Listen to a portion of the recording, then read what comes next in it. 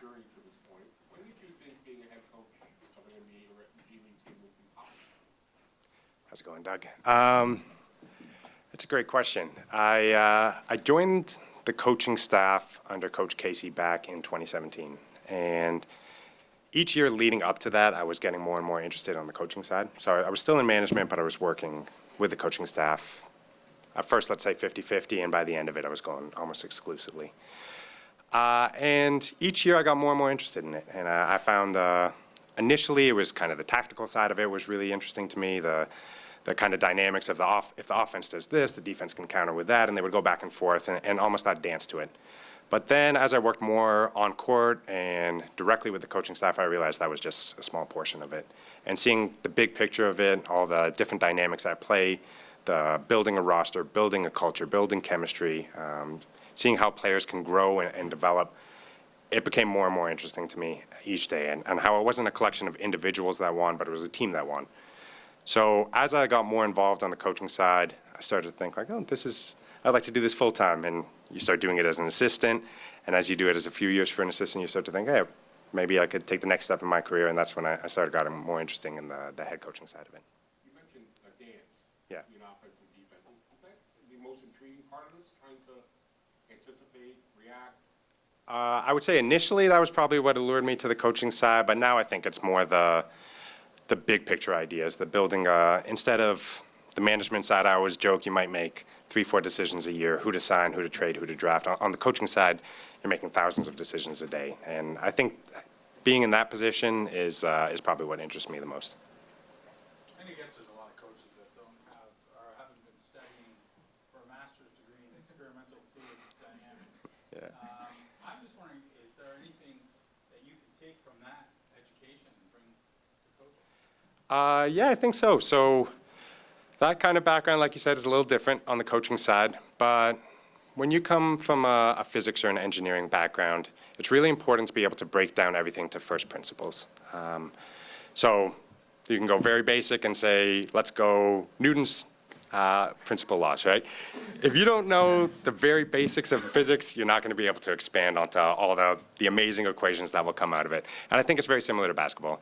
If you don't know the basic fundamentals, you can design all these amazing, intricate plays, but nothing good will come out of them if you can't execute the principles. So I'm very focused on not having a whole bunch of rules that you have to run as staff and players, but having a lot of principles that you can very strongly execute.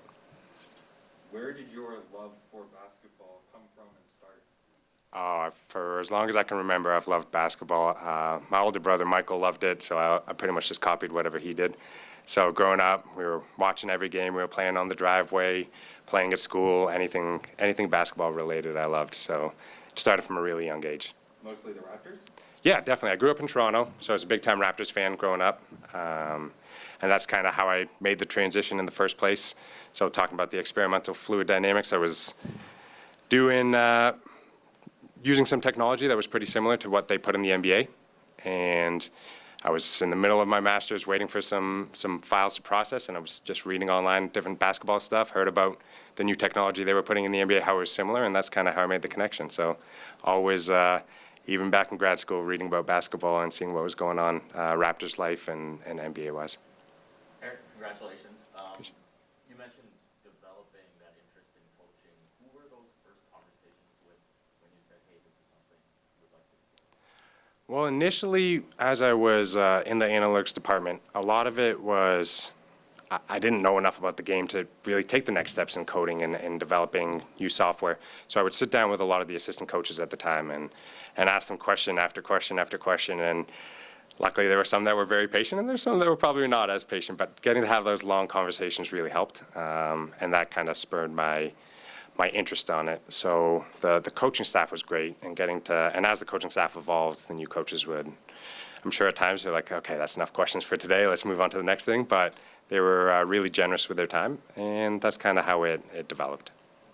Eric, what do you feel are your strengths as a coach, and what do you feel you need to work on in the G League? Yeah. Strength-wise, I think coming from a different background and not necessarily growing up in the game over decades of experience, but instead studying it as a more current game, I really got to really invest in what wins in today's game and what is kind of signal, what is noise, and using that to predict what's going to win in the future. So on the tactical side, I'm pretty comfortable in not knowing, but having a good, educated guess as to what style of play is going to be effective going forward and what's going to win in today. And then using that, I've tried to not just limit it to the tactical side, but the communication side and in a leadership role, being able to bring individuals together who might have individualistic goals and putting in a team mindset, so that way we can grow together as a team. And then the G League is going to be a great opportunity for me to develop as well. So being a first-time head coach, there's a lot of things I know I don't know yet that I'm going to have to come across as we go. And I've been an assistant in the G League, and I've been an assistant with the Raptors, and I'm always studying to see what different situations the head coaches arise in and how I'd execute in their shoes. But there's also a lot of stuff behind closed doors that you don't get to see. So knowing that there's a lot for me new to experience, I would say that's what I'm most excited for. You talk about your development. This level, it's all about developing the players as well. And think about all the players that have come through the G League, come through the 905, and have gone on to play for the Raptors. What do you think you bring to the table in terms of being able to develop these young players and prepare them to be in the NBA? For sure. My number one goal is to help develop these players into players who can contribute to winning, and most importantly, contributing to winning as Toronto Raptors. So I've been fortunate enough to have been with both organizations over the years, both the 905 and the Raptors, and seeing what's worked well in the past in terms of 905 development and what can do better going forwards. And further, as much as we want all these players to grow, to contribute in the NBA, of course, we're going to have a Raptors mindset with it. So having been able to work for Coach Nurse and with Coach Nurse for almost 10 years now, it gave me a solid understanding of his philosophies on both ends of the court and also off the court. So being able to bring that mindset to some of the younger guys who are hoping to take that next step in their career and contribute to winning as a Toronto Raptor, I can impart that wisdom. And we're gonna do our best with 905 to execute exactly what the Raptors are executing. So when they do spend time with 905, it's giving them a head start to being able to contribute with the Raptors. And that's something that in my position of being able to have been with both clubs for a number of years now, I can impart on the younger guys. What do you think disappointment says to young people, young men, young women who might not know they want to be basketball coaches? Yeah. And then find out who they are. What do you think the message is to them in your hiring here?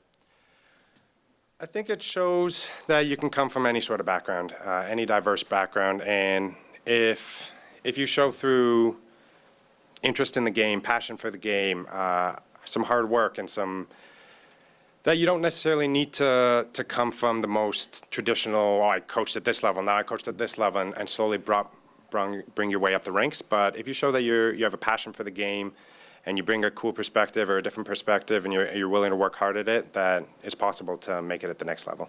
You were at the leading edge of the sport view and the analytic part of it. Where do you think the game's going to go from here in that regard? It's grown so quickly. It's so amazing. It's grown quite a bit since I first started. In my first year, I believe there were 6 teams that had the cameras in the Raptors tracking. So I was so fortunate that one of those 6 teams was the Toronto Raptors, or else I wouldn't be in this position today. But it expanded to all 30 teams, and now new technology is coming through yearly. And the amount of data that these analytics departments are working with nowadays, I'm a little out of touch with it. I can't say I've worked with it too much over the past few years. But just walking in every once in a while and seeing all the different things they're working on, it's truly amazing. They have these data sets that are so gigantic, and kudos to them for being able to manage it. But it's allowing them to come with new insights and not only explaining what has happened, but get better predictive models going forwards. Is that where we're going, predictive models? Do you think that's the next step in this evolution? I would think so. At the end of the day, being able to explain what happened is always very useful and very productive. But this industry is all about predicting who the next star is going to be and what the next great strategy is going to be. So whoever can get the best predictive model and take a step ahead and be in the right position it's such a copycat league, but be the team that's leading the way, they're always going to have the most success. I heard that you first contacted the Raptors over Twitter. Is that accurate? How that worked? And so how did that happen? Yeah, wasn't directly the Raptors. There was a consulting company at the time run by Keith Boyarski, who's currently with the Raptors, and Alex Rucker. So they were doing analytics for the Raptors at the time in a consulting role. And like you said, I was trying to get in touch with the Raptors, but I didn't necessarily know how. So I had a friend of mine, Griff, who told me, oh, I follow a guy on Twitter who does analytics for the Raptors. So I started a Twitter account, and I tweeted at him. And the tweet turned into an email, the email turned into a coffee, and the coffee turned into an internship. Do you foresee a challenge in how analytics inclined you are and how much the players can digest in a short period of time from their head coach? No, not necessarily. Analytics is just one way of getting knowledge of the game and understanding the game. And as a coach, you're always in positions where you're trying to analyze trade-offs. So you can decide, well, let's say a common one that the Raptors did well last year, right? They were really aggressive. They second in the league in offensive rebound. You have to decide, should I crash the glass or should I get back on defense? And that would be a trade-off that teams would talk about historically. Well, you can use analytics to study it and say, okay, so what are the, if we do this, what's going to be the outcome? And it's not just that. There's many different areas, right? So shot selection or pick and roll coverages, so on and so forth. The analytics helped frame my understanding and knowledge for the game in a way that I can start to analyze these trade-offs, but I'm never going to go to a player and say, hey, look at these numbers, that's why we're doing this. It's, here's the vision, here's where we're going to execute, and that's what goes on the court. So I think coming from an analytics background, but having communicated with players day in, day out for the last 5 years, it's not going to be I don't think it'll be too much of an issue. How have you seen your relationship with players change as you've grown in a way that maybe at one point they were like, this guy's just a nerd who never played at a high level? Yeah. Do they still look at you like that, or do they look at you as like No. the game? How has that changed? Yeah, I even think early on they probably didn't think too much about that, but hopefully not. The end of the day, players are really smart people. If you can show that you can help them grow and become better players and help contribute to winning and help contribute to their success, then you're going to have open and honest dialogues. If you're coming in just throwing numbers at them and they're saying, what does this even mean? This isn't helping me, then you're not going to go anywhere. And I was never one to just be dumping pieces of paper and walking away. I didn't think that made any sense. So it's all about communication and taking really heavy, dense data and putting it in a way that is digestible, that could actually contribute to winning and contribute to their success. Have you seen the way that people with atypical backgrounds have been embraced in the league change from the players as well? I can only really speak to this organization, and we've done a really good job of having players who are very rooted. They're keen to grow and keen to develop, and having players that are really, for the most part, been very easy to work with. So I've never had many tough situations with our team, and most guys have been, if it's something that will help, and even if it's not directly data related, but just overall towards their growth and development, it's always worked out well. Coach, Hi. congratulations. My name's Andrew. The way Casey praised you for coaching with a pure heart. Patrick Patumbo talked about coaching with a pure heart. What to you does it mean to coach with a pure heart? Hi, Andrew. Nice to meet you. It's all about having the team's interest and the individual's interest first, and not necessarily going out there with a selfish mindset or ego mindset. But I would think most players I've worked with over the past know that it's coming from a good place. I'm interested in their growth, interested in their career development, and at the same time, they know that the main overriding principle is going to be how can the team get better? How can the team win? So, as opposed to having any sort of what's the right term? Having any sort of extra ambitions with it, they know that I'm going for their development and how can the team win. And when players come into the league, they envision making the last shot, making the Yeah. buzzer beater or whatever. As a head coach, is there like some sort of childlike enthusiasm, like drawing up that play, having that heart-to-heart with the player? Do you have any visions of that as you step into your first head coaching job? Maybe not the final play or the game-winning shot, but just the day-to-day interactions of building those relationships, growing together, both as a coaches and players growing together, and just having a fun group to work with and a group that looks out for each other. And I think it's really important, especially in the G League. A lot of people might have individual goals of, I just want to get out of here and get the call up right away, right? But that's where if you play not with a pure heart, or if you're playing with selfish reasons, it doesn't end up working. At the end of the day, if you want to get that call up, showing that you can contribute to winning is the most important. And building a group that is interested in each other's development and winning together as opposed to playing selfishly and playing as individuals, I think that's what's going to take everyone the furthest, and that's what I'm most interested in. Eric, the 905 do a really good job of mirroring what the Raptors do. But with your background, are there any like strategic innovations that maybe as a head coach you're looking to bring in and experiment a little bit with? Coach Nurse and I have talked about that a little bit. There are some interesting things we're thinking about looking at and implementing at the 905 level.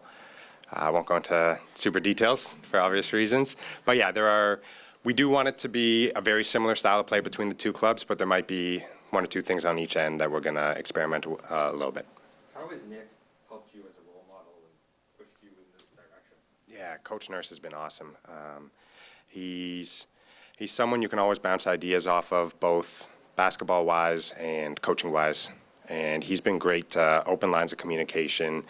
And it's not only just through communication, but watching him lead and watching him how he carries himself in front of the team. And as somebody who was previously an assistant with 905 and has now become the head coach, he was previously an assistant with the Raptors and became a head coach. And seeing how he made that transition is something I'll definitely emulate.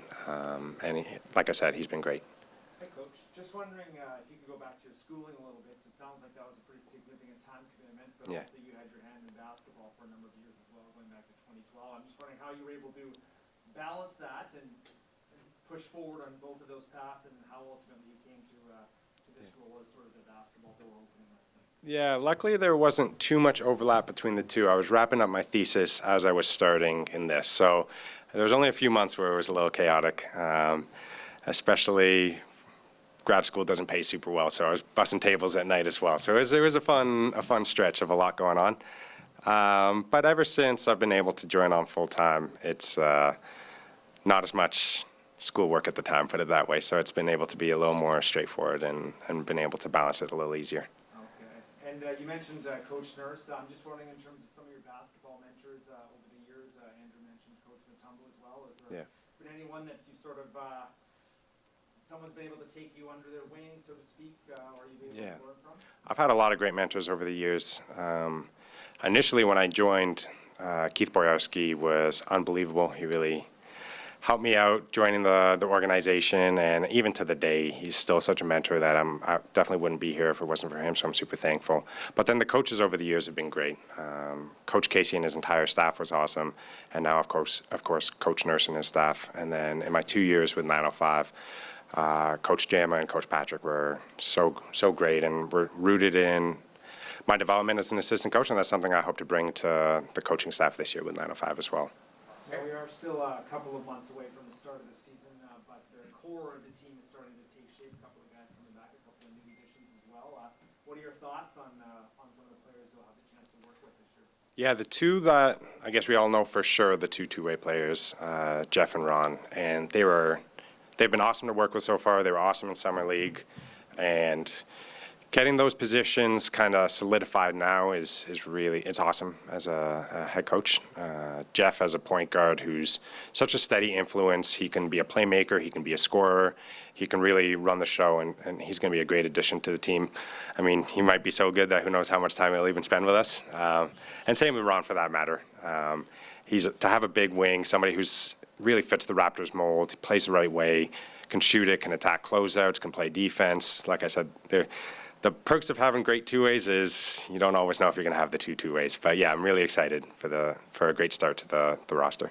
When you first transitioned into the coaching room with the Raptors, after working in analytics, when you walked out on the court that first time as a Toronto kid, what was that like? Oh, it was awesome.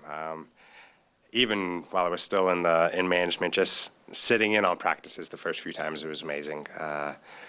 Growing up as a big Raptors fan, sitting in on practice, watching, and being like, "Whoa, what is going on here?" And maybe bringing a friend after everyone's left for the day and shooting on the court or stuff like that. It was really great. But I remember my first few practices sitting there and eyes wide open, hearing all the communication going on and saying, "What is going on here? This is like so much more in depth than I ever knew was possible." And now it's just the everyday nature of it, a lot more understanding.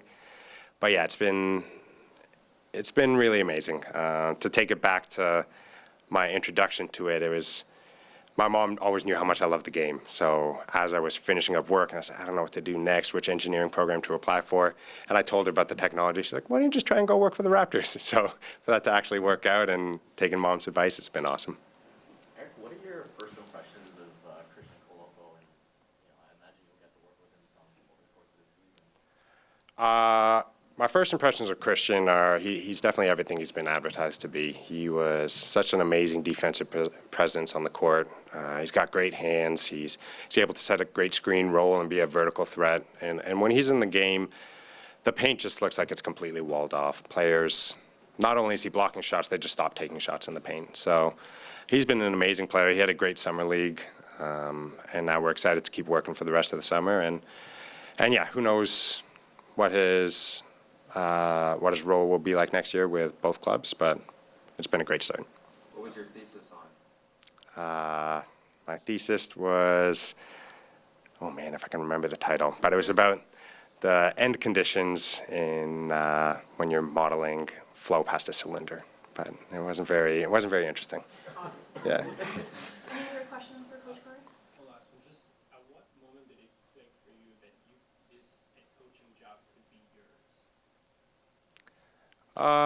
When I left the Raptors after the championship season, I joined the 905 to grow as a coach, and I went in it knowing that there was a lot of work that I needed to take on to become a better coach.